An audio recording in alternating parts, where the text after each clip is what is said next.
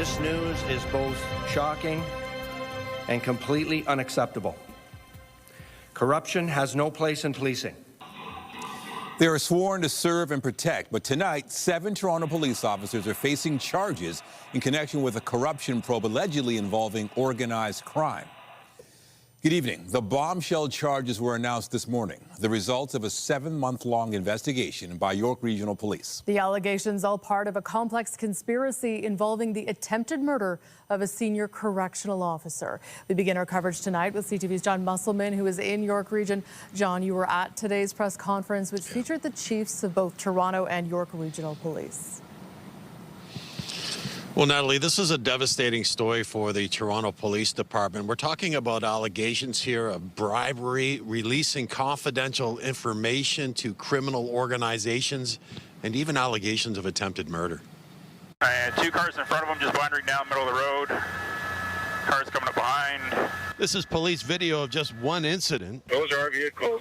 Let's take them down right now. Contain. That highlights the devastating allegations filed against 7 Toronto police officers and 1 retired officer. Over the grass into a car. Investigators allege 3 masked men attempted to murder an Ontario corrections manager at his home in York Region in June. The suspects were allegedly leaked personal information by Toronto Police Constable Timothy Barnhart. We allege that this officer then released the information to a Mr. Brian DaCosta, and from there it was released further into other criminal networks.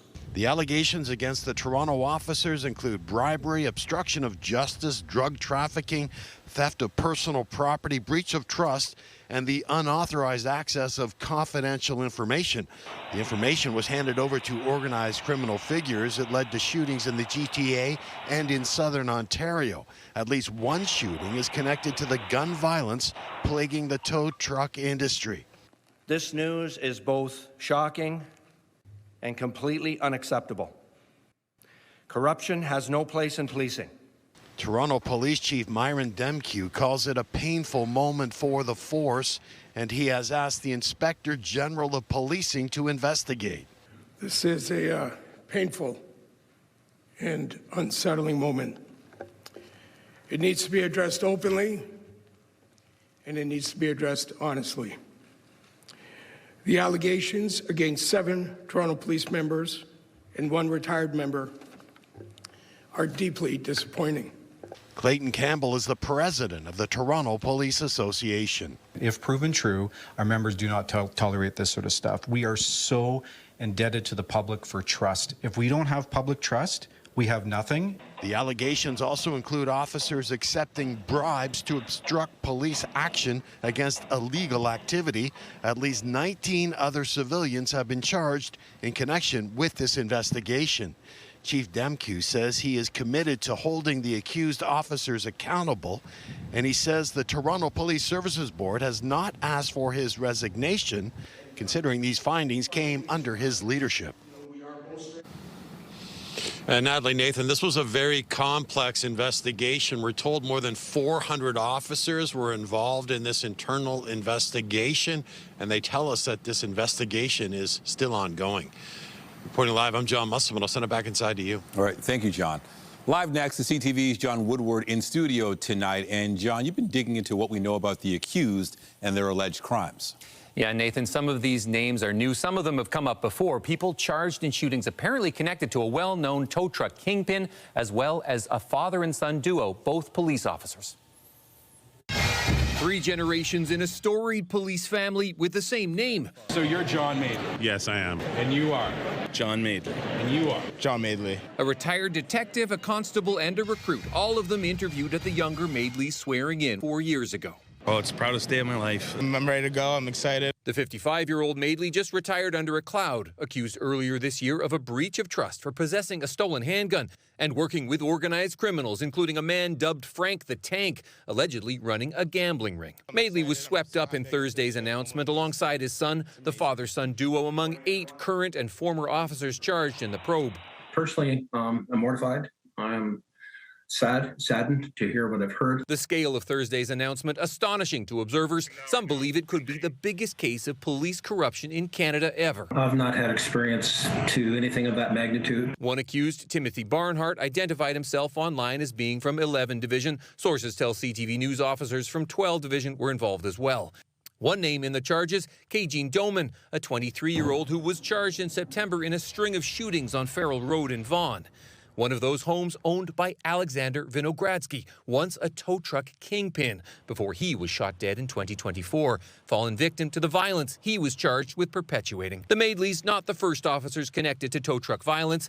Constable Ronald Joseph was accused of providing one company a police radio. OPP officers have also been charged. But this is something bigger.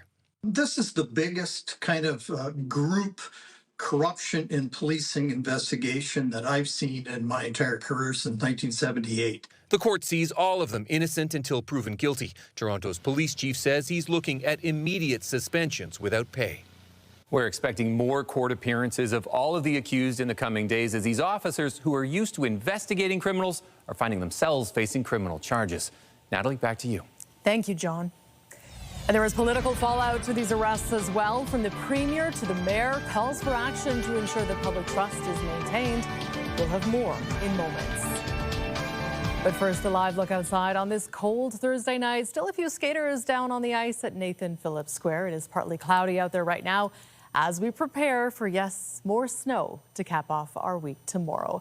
Lindsay Morrison is here with a look at the current conditions. Lindsay. Yeah, Natalie, this storm won't be quite as bad as some of the ones we've seen in recent weeks, but you're right, fresh snow on the way for tomorrow. Some are even going to get a little bit of light snow through the night tonight. It's overnight, though, and through Friday that we deal with accumulating snow and blowing snow. Right now, the winds not too bad. They're coming out of the south and the southwest. Those winds are really going to pick up in strength for tomorrow. A northwesterly wind, which is going to send our temperature plummeting. Right now, we're at -5 degrees. We're forecasting a low near -8 degrees overnight tonight. And yes, we've got a few centimeters of snow in the forecast for tomorrow. We'll talk about this and the bitterly cold weekend ahead coming up. For now, Natalie, back to you. Okay, thank you, Lindsay. A boy has been taken to hospital following a shooting in Scarborough. It happened just after 4 p.m. in the area of Lawrence and Bellamy. Police say the victim has been taken to hospital with serious injuries. They have not provided any other information about the victim or any details about possible suspects. A man's been arrested after a vehicle fleeing the scene of a home invasion in Vaughan crashed on a ramp to the 400 early this morning. Now, police say a home near Pine Valley and Major Mackenzie was broken into around 1:15 this morning. One person was home at the time but wasn't hurt.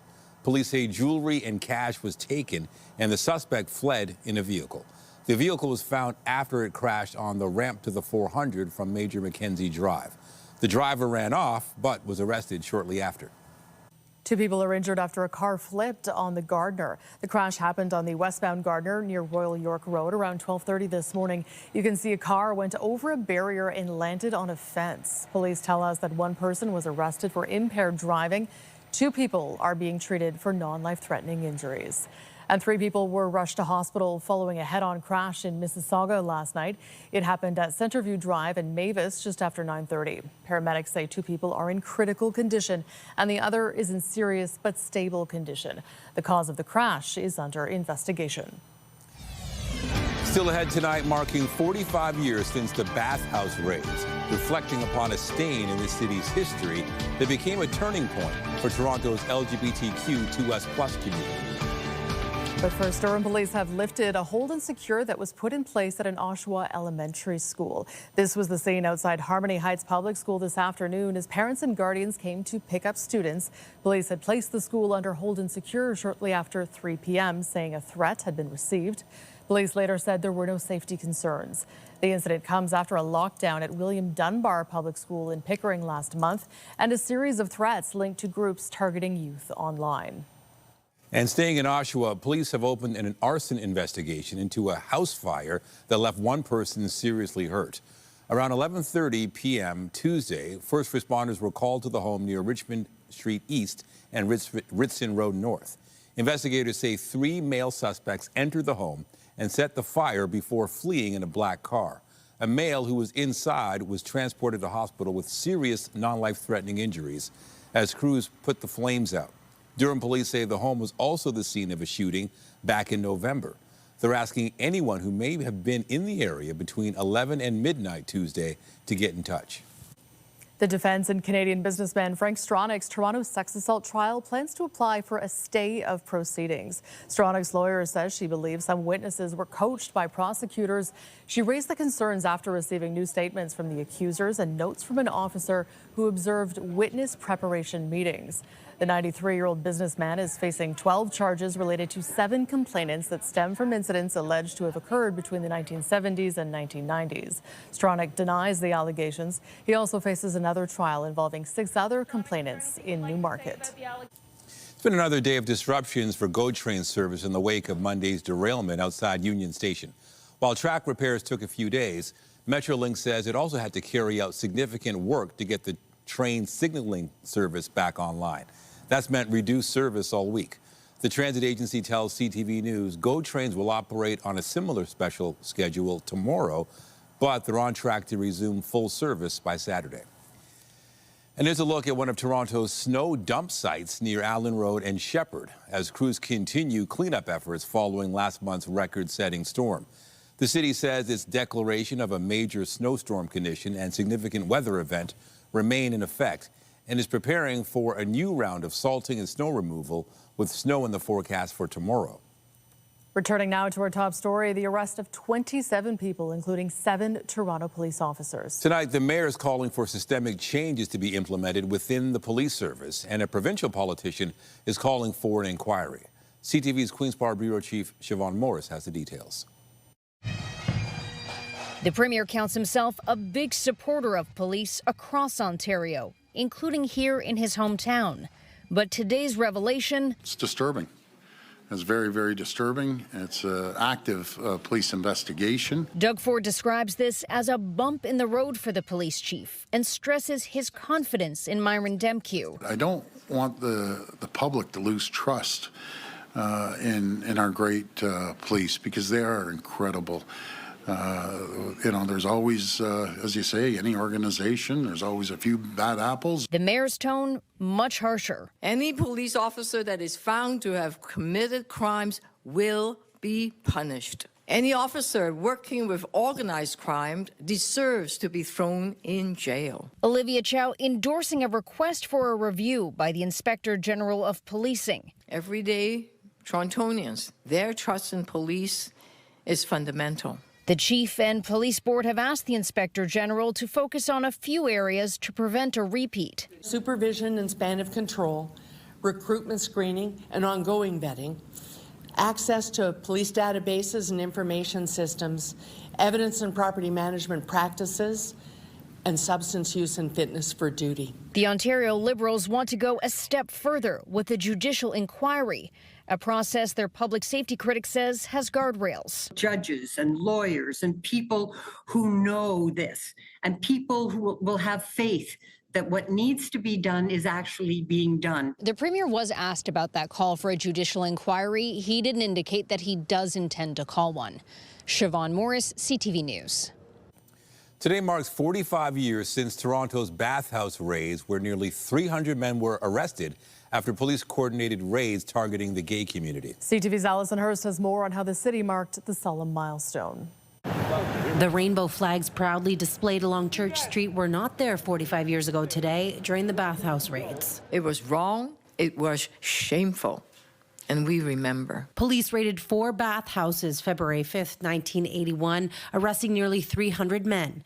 Alison Bain, the executive director with Heritage Toronto, took to the streets. It was scary. The lesbians were trying to form a barrier between the very angry gay men and the perpetually angry police force. The raid, dubbed Operation Soap, galvanized Toronto's LGBTQ2S+ community and is going to be commemorated. The plaque we're announcing today will ensure the bathhouse raids and its lessons are not forgotten. Organizing protests and demonstrations followed, with much of the planning taking place at the 519. The 519 hosted countless organizing meetings and fundraisers that supported queer liberation. It took a few hours for that shock to settle in and then for people to get really activated, but beginning the next day, the phone calls were, we've got to organize, we got to get together. And so small groups of people started planning how to respond. About 20 years after the bathhouse raids, Reverend Brent Hawkes presided over Canada's first legally recognized gay marriage wearing a bulletproof vest. It was just not that many years ago in Toronto.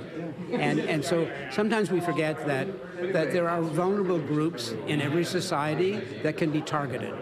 And we always, as much as we'd like to think that we're a progressive city, an open city, we still have to ask ourselves the question, who's vulnerable now? Many acknowledge while there's been progress, there's still work to be done. When we see the hatred that's now being directed towards the trans community, the bathhouse raids are every bit as relevant as when it happened. Unless we change that corporate culture, there's not going to be a real awakening within the police force. The plaque will be installed during Pride Month in June. Alison Hurst, CTV News. The Prime Minister unveiled a new national auto strategy today. It includes an end to the electric vehicle mandate, but the return of EV rebates. The new roadmap has two driving factors: ensuring Canada becomes less reliant on the U.S. and on gas-powered vehicles. CTV's Rachel Aiello has the details. A national auto strategy for the next generation. Today, the government unveiled a 5-pillar and multi-billion-dollar plan to protect jobs and reward companies making vehicles in Canada. The future of the auto industry is increasingly electric and connected. And so to remain competitive and to realize our potential, we must develop the entire value chain for next-generation vehicles. To help Canadians afford them, starting February 16th, consumers who purchase electric vehicles will be eligible for a new rebate. The government is offering purchase or lease incentives of up to $5,000 for fully electric vehicles and up to $2,500 for plug-in hybrid models. There will be no price cap on Canadian-made cars, and only models coming from countries Canada has a free trade deal with will qualify if they cost less than $50,000.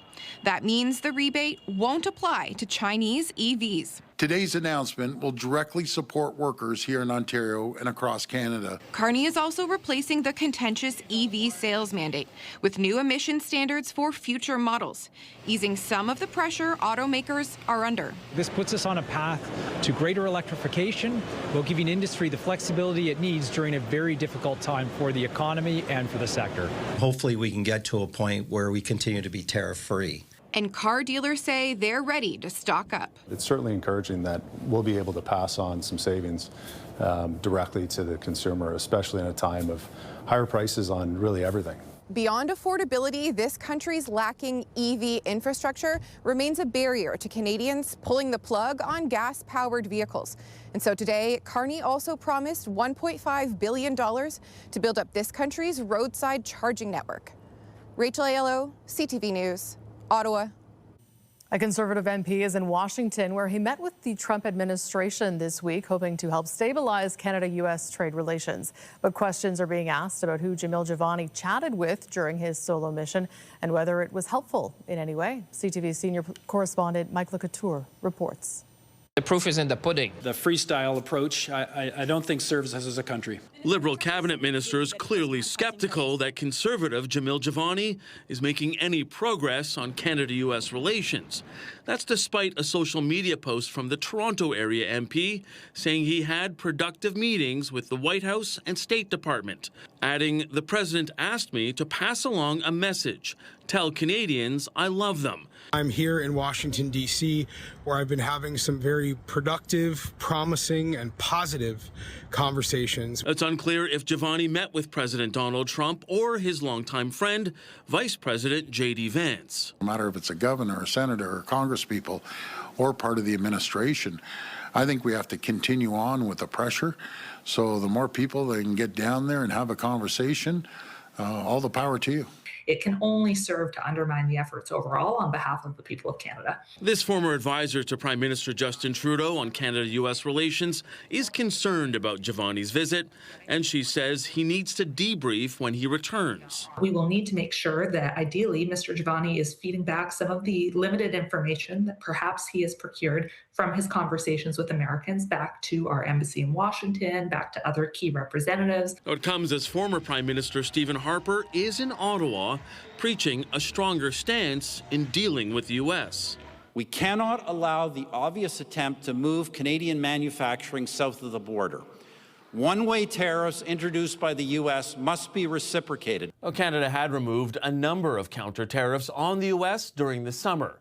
Asked about Harper's suggestion, the finance minister said he thinks Canada has been playing its cards very well. Mike Lecouteur, CTV News, Ottawa. The Parliamentary Budget Office estimates Ottawa's plan to increase defense spending will push the budget deficit up by $63 billion by 2035. And that's when Ottawa says it will meet the new NATO agreement requiring member countries to spend 5% of their GDP on defense. The Liberals have also committed to defense-related spending worth 1.5% of GDP for things like transport infrastructure and emergency preparedness measures. The U.S. and Russia have agreed to reestablish high-level military dialogue for the first time in more than 4 years. Communication was suspended in 2021 as relations became increasingly strained ahead of the Russian invasion of Ukraine. In Abu Dhabi, a second day of talks was held involving Ukraine, Russia, and the U.S. Officials have provided no information about any progress in the discussions, but Kyiv and Moscow called the meeting productive. Both later said they carried out a prisoner exchange, the first in 5 months. It involved about 150 military personnel and some civilians on each side. The Trump administration is trying to steer Ukraine and Russia toward a settlement to end the war. The disappearance of Savannah Guthrie's mother has baffled police. There are no suspects or persons of interest, but authorities in Arizona are not giving up hope of finding her. This entire team here, those behind me, and our community are hurting with you. We really just want Mom back, okay? Right now, we believe Nancy is still out there. We want her home. Nancy Guthrie was last seen Saturday night. Investigators think she was taken from her home in Tucson against her will. There's also concern because the 84-year-old has heart issues and needs her medication. A ransom note demands money with a deadline set for tonight, and there's a second one for Monday if the first deadline isn't met. A $50,000 reward is being offered for credible information about the abduction. Savannah Guthrie hosts NBC's Today Show. Well, it was planned quite some time ago, but the opening of Canada's new diplomatic mission in Greenland tomorrow comes at a consequential time for the semi-autonomous territory. The consulate in the capital will be officially opened by Canada's Foreign Affairs Minister, the Governor-General, and our Arctic Ambassador. Inuit from across the region are also there in a show of solidarity with Greenlanders. And a Canadian Coast Guard icebreaker has been sent to display Ottawa's support for the island's territorial integrity. The diplomatic mission was planned more than a year before the recent American threats to acquire the Danish territory. Still to come tonight, early obstacles for some Canadian Olympic hopefuls. We have the latest on snowboarding star Mark Morris, and who crashed yesterday in training, and what it will mean for his competition to come. And I'm Pat Foran. Coming up on Consumer Alert, some people try to earn extra money taking part in private lending. That's when they loan out funds for mortgages, usually at high interest rates. But it can be risky. One woman is worried she may have lost $150,000. That story is just ahead. So both commutes are likely to be impacted tomorrow. This is your traveler's forecast. It's falling snow in the morning and then perhaps some blowing snow into the evening. If your travel plans include going to Italy to cheer on Team Canada, it is worth pointing out that Milan has had a lot of rain the last few days, but the forecast for the next 3 is looking brighter. Here at home, we are talking about minus 30 wind chills and the risk of frostbite. Stay with us. Details are after the break. When you see it happen, send it to CTV News. Text 10400 from your screen to ours. Text 10400.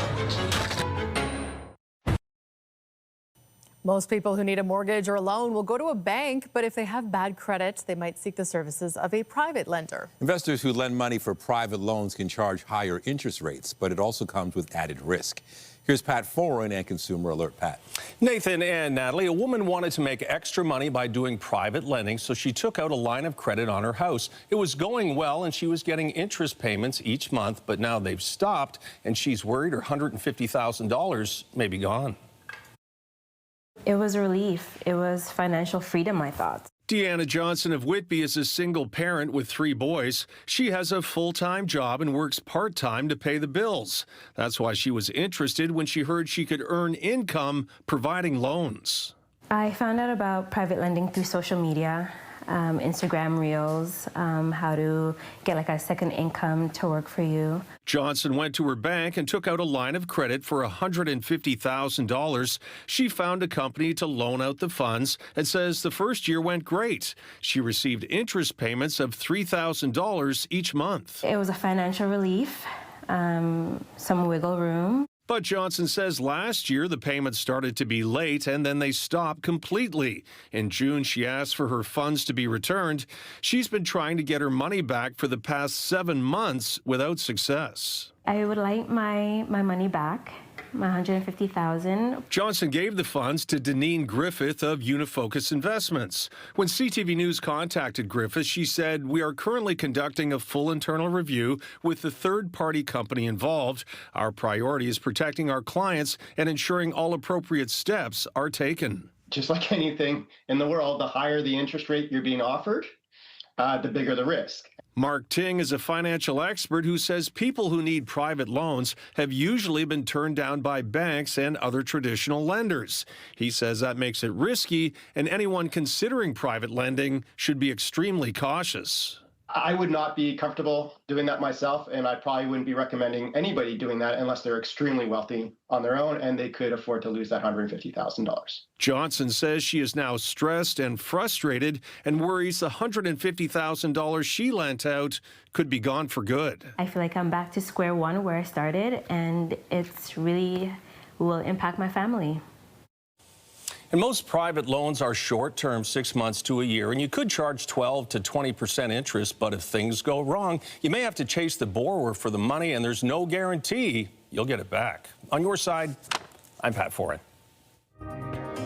If you have a consumer story idea, email us at alert@ctv.ca. Well, let's talk about the forecast. Tomorrow might not be as cold, not the deep freeze, but it seems like it's coming with a price.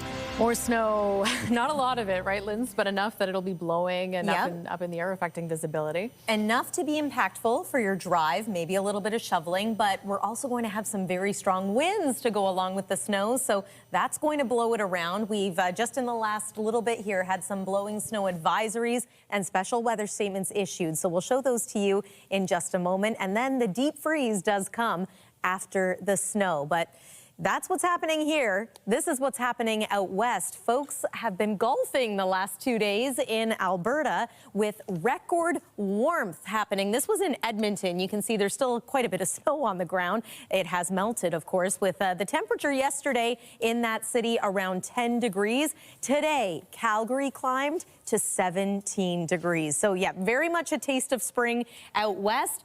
Not exactly close to this, however, in southern Ontario or in northern parts of our country. Look at this. We have a wind chill of -50 this hour in Baker Lake, and this Arctic blast is headed our way. It's not expected to feel like -50 here in southern Ontario, but it might feel like -30 waking up on Saturday morning. All right, so here's what we're watching as far as active weather is concerned. We have a clipper system that's going to swing through. That brings us the snow. This cold front is going to cool us down in a big way. It's going to contribute to the gusty winds, and we might get a burst of snow into tomorrow evening. So first we'll have falling snow during the morning hours.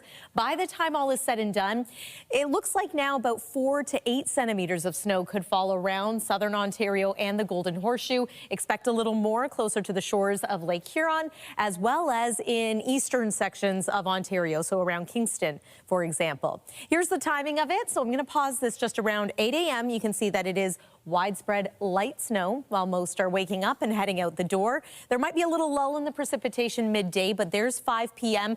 This is the front as it swings through. So again, burst of snow, blowing snow as a result of some very strong northwesterly winds, and especially for exposed, more rural areas, whiteouts are going to be a concern with the winds picking up that snow, blowing it around. There is a yellow level blowing snow advisory in effect for areas to the west of the GTA, and we are under the special weather statement in the city of Toronto, watching for gusts to around 80 kilometers per hour. And again, that northwest wind, that's not going to warm us up. It's going to do the opposite. It will send the temperature plummeting.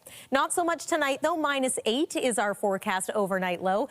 Daytime highs tomorrow are actually not bad, but it's a dramatic cool down. We go from about -4 degrees in Toronto to an overnight low of -18 degrees. Friday night and into Saturday. Saturday morning, it's going to feel like -30. Risk of frostbite is going to be there through the weekend. Another very cold night Saturday and into Sunday. And then some improvements into next week. That's your look at the weather. Nathan, over to you. Thank you, Lindsay. After the break, a troubling trend in mental health. An Ontario study reveals a rise in psychosis rates among young people. We find out why just ahead.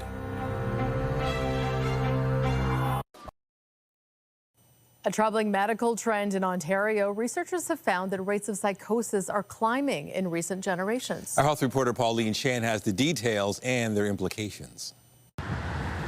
The study looked at more than 12 million people born in Ontario between 1960 and 2009, of whom 152,587 were diagnosed with a psychotic disorder like schizophrenia. Auditory or visual hallucinations, seeing or hearing things that aren't there. People can also have intense paranoia. So they might think that people are out to get them. The findings? More recent birth cohorts seem to be experiencing an earlier age of diagnosis of psychosis and schizophrenia, and actually cumulatively more of it. And Dr. Daniel Myron says the increase is striking. What proportion of the generation or the birth cohort has been diagnosed with schizophrenia by age 30? And that's up almost 40%. Some of the reasons behind this? Myron says the age of birth parents is rising, and that's known to be an increased risk factor for psychosis. There's been a large rise in opioids and synthetic stimulants like methamphetamines and cannabis and the potency of cannabis, and more recently, interest in hallucinogens. And increasing urban populations. People living in more urban centers or more dense places, and for reasons that are not fully understood, seem to have a higher rate of psychotic disorders. Psychotic disorders are relatively rare, affecting about 2% of the population, but the impact is wide-reaching. People who have a chronic psychotic disorder have a reduced life expectancy. They have profound implications for their social interactions, for their work. And patients require frequent, regular contact with the healthcare system. And, that's compounded on a mental health system in Canada that generally is, under-resourced. The good thing, says Myron, is that early diagnosis is improving. And in Ontario, the growth of early intervention programs for psychosis has led to some 50 clinics in the province, adding that further research is needed. Pauline Chan, CTV News. The Premier was on hand today at Humber Polytechnic as the province pledged funds for a pair of long-term care staff training programs. Strengthening long-term care takes partnership, purpose, and a commitment to the people who make these homes truly feel like home. The college system plays an essential role in preparing the workforce that provides this incredible, important work. The province pledged $21.5 million over 4 years for 2 Learn and Earn programs. They help train existing long-term care staff like resident support personnel and dietary aides so they can become personal support workers. Current PSWs can get training to become registered practical nurses. The Ministry of Long-Term Care says Learn and Earn initiatives have already supported the training of more than 600 PSWs across Ontario. A new poll suggests Canadians feel the healthcare system has deteriorated over the last decade as they increasingly struggle to access family doctors and see specialists. The Angus Reid survey compares the results of more than 4,000 respondents from this year to a survey conducted in 2015. The latest results say half of respondents reported either not having a family doctor or struggling to see the one they do have. And that marks a 25% increase in difficulty accessing a family doctor since 2015. You might soon be seeing a lot more from the Peanuts gang if Sony's takeover of the beloved franchise gets the green light. Hey, Charlie Brown, you're smiling now. That's right, I am. Sony Group announced in December that it was taking an 80% stake in Peanuts worldwide. Now, the company's quarterly earnings report shows it is considering ways to incorporate characters from the world of Charlie Brown into its music, video, and live event offerings. Sony executives said they plan to closely collaborate with the family of Peanuts creator Charles Schulz if the deal goes through as expected. As he prepares to perform at the Super Bowl halftime show, Bad Bunny made a high-profile deal in the world of podcasting.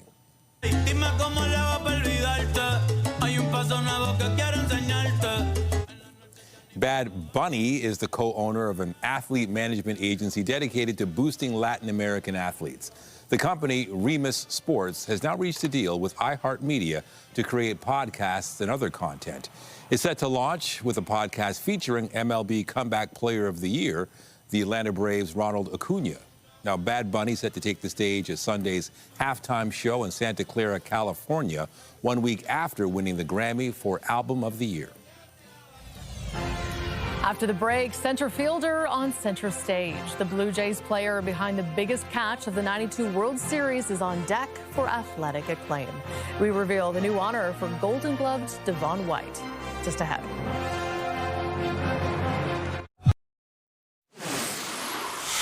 An update now to a story we brought you earlier in this newscast. A late afternoon shooting has now become a homicide investigation. Toronto police say a male youth was shot just after 4 p.m. in the area of Lawrence and Bellamy Road. The boy was taken to hospital but later died. More information is expected this evening. We'll have the latest on CP24 and CTV News at 11:30. Another big tech company reported earnings today. Amazon released results after the end of the trading day. BNN Bloomberg's Morella Fernandez has more. Once again, it is the amount of money being spent on building out AI capacity that is eye-popping. Analysts had estimated Amazon would spend about $145 billion this year on things like data centers, chips, and other equipment. But the company says it will be closer to $200 billion. Amazon says it expects strong return on these investments in the long term, but investors still have concerns. Amazon stock started dropping in after-hours trading. Those concerns and others led to another day of deep losses in tech stocks on the markets today. Investors are spooked about the future of software, with more AI tools being introduced that could eliminate the need for it. Spot silver also sank today 15%. Gold was also down, which weighed on the TSX. Barrick Mining will spin off its North American gold assets in a new publicly listed company. Barrick is the world's second biggest gold producer. It has assets in 17 countries. But under the new plan, mines in Nevada and the Dominican Republic will be separated as a new company. Today, Barrick also named Mark Hill as the new president and chief executive. Here are the closing numbers for the day. The Canadian dollar is down to 73.02. West Texas Intermediate is down $1.85 to 63.29. Western Canadian Select is up over $1.50 to 49.48. And the TSX sank today, dropping another 576 points. Those are your business headlines. I'm Morella Fernandez. The Business Report is brought to you by Canadian Western Bank, the bank built for business. As a wave of mortgage renewals takes place across the country, the Federal Housing Agency says borrowers in Toronto are showing the clearest signs of financial stress. The Canada Mortgage and Housing Corporation says the number of loans in arrears has quadrupled in this city compared to post-pandemic lows.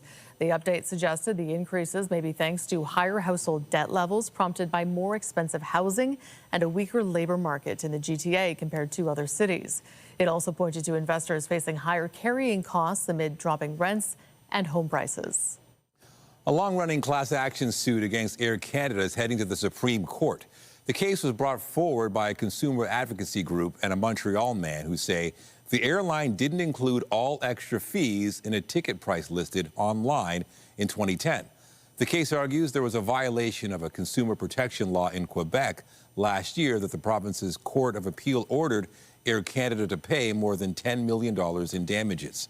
The company argued it was exempt from the law because air transport generally falls under federal jurisdiction. Both sides were given permission to appeal to the top court. The games have not even officially opened yet, and there are setbacks already for some of Canada's Olympians. Today, women's hockey game was postponed, and some events will still go ahead without star athletes. CTV's Heather Butts has more from Milan. An alarming image of Mark McMorris following a crash yesterday in training. The 32-year-old three-time Olympic medalist confirming he hit his head and will not compete in the big air competition. In a statement, McMorris said, "Fortunately, things are looking good for slopestyle, so I'm staying positive and shifting my focus there." Snowboarder Tess Critchlow has already had to withdraw due to injury, and Canada has had to swap out athletes in men's hockey and figure skating in the team event because of injury. For those who've been injured and unable to compete, I feel for them first and foremost, and therefore give them as much support to see if they can compete in the case of those where it's questionable. Facing these early obstacles, there's also questions over how the Olympic team is preparing to handle competing against the Americans at a time of heightened tensions between the countries. The rivalry with the United States is one that's decades and decades old in sport, and yet I think there's a little bit more riding on it. That rivalry most anticipated on the ice, where it will be a monumental year for hockey, marking the return of NHL players in the men's tournament for the first time since 2014. Combine that with the first winter game since the Professional Women's Hockey League launched, putting a spotlight on an extraordinary depth of international talent. This is an immensely talented team, and they're in their final preparations. And very soon, we will see them walking into opening ceremonies to show the world just what Canadian excellence looks like. While Team Canada battles injuries, Finland is dealing with illness. The two countries were supposed to face off today in women's hockey, but the game was postponed as the Finns battle the norovirus. Team Canada's first game will now be against Switzerland on Saturday. Heather Butts, CTV News, Milan. Our women's hockey team found out about the postponement at noon local time today. The Canadian squad was asked if it was willing to postpone the game. Team officials later had a meeting with the players, answering questions and explaining the decision process. The Canadians practiced today instead, wanting to get used to playing at that time because it is when all of their games are scheduled. No one on the team is showing signs of illness. Meanwhile, there was a change to the roster of Canada's men's Olympic hockey team. Carolina Hurricanes forward Seth Jarvis has been added. He has 43 points in 48 games this season. Jarvis will replace Tampa's Braden Point, who suffered an undisclosed injury last month and has yet to return to action. Canada's first game is against Czechia on February 11th. One of the greatest defensive players ever to wear a Blue Jays uniform will be inducted into the Canadian Baseball Hall of Fame. Devon White delivered at the plate and on the field, where he made one of the most famous catches in franchise history. He's known to fans simply as The Catch. The amazing play sparked the Jays to victory in Game 3 of the 1992 World Series. The native of Jamaica spent 5 of his 17 big league seasons with Toronto. White says he's deeply humbled and grateful to be inducted, calling it a dream come true. He won a Gold Glove in every year he played for the Jays and was an All-Star in 1993. White finished his tenure here batting .270 in 656 games. He has 733 hits, 72 home runs, and 254 RBIs. The 2026 Hall of Fame class will be inducted in St. Mary's, Ontario, June 20th. After the break, preserving Black history through song. A Toronto showcase honors the contribution of this country's most celebrated Black artists across genres and generations. Get Toronto's top stories, breaking news alerts, and watch live. Download the CTV News app. Finally tonight, a celebration of the cultural contributions of Black musicians. From jazz and funk to R&B and beyond, Black artists have shaped the music scene across the country. CTV Jessica Smith has more on their showcased success. The Canadian Black Music Archives is celebrating the rich history of the contributions of Black Canadians to music. Created 6 years ago, the archive sets out to highlight and document Black Canadian music history to inspire the next generation of artists. To love you more. Today marks a special day of music, fireside conversations, and cultural celebrations, all deeply rooted in Black Canadian excellence. With live performances later today from Tanika Charles, Divine Brown, Drew in Essence, Liberty Silver, and Julie Black. Later this month, the display will be exhibited at the Lieutenant Governor's Suite within the Legislative Building at Queen's Park, along with a screening of Portia White, Think on Me, by filmmaker Sylvia D. Hamilton. We are doing so and documenting it online for easy access. And so what began as a small project has mushroomed into a Canada-wide project. This is like a birth for Toronto, to be able to express themselves. And the archives that's what it is. And it's saying, come, let me see what you have. Let's exhibit it and make history of it. For more information on the Canadian Black Music Archives programming throughout the month of February and beyond, you can visit their website, cbma.com. I'll send things back to the studio. All right, another great thing to do here in the city. And if you want to be inside on this cold night. Yeah, and hear some good tunes, why not? Tomorrow is also going to be quite blustery. It's going to be snowy. We do have this blowing snow advisory that was issued by Environment Canada within this last hour. A special weather statement for us here in the city of Toronto, but blowing snow is going to be happening tomorrow evening. That's after falling snow tomorrow morning. So yes, it is a generally snowy day, and then it's going to be a very cold weekend. Friday night into Saturday, wind chills near -30, the risk of frostbite. Hey, I see a +1 in the long range there. Natalie and Nathan. You look way ahead. Yeah. That's it for us. Be sure to join Heather Wright tonight at 11 for CTV National News, followed by Zorada Allman with our next local newscast at 11:30. Meantime, our coverage continues anytime on CP24 and at ctvnewstoronto.ca. For Lindsay Morrison and all of us here at CTV News, thank you for watching and have a good night. Something to look forward to.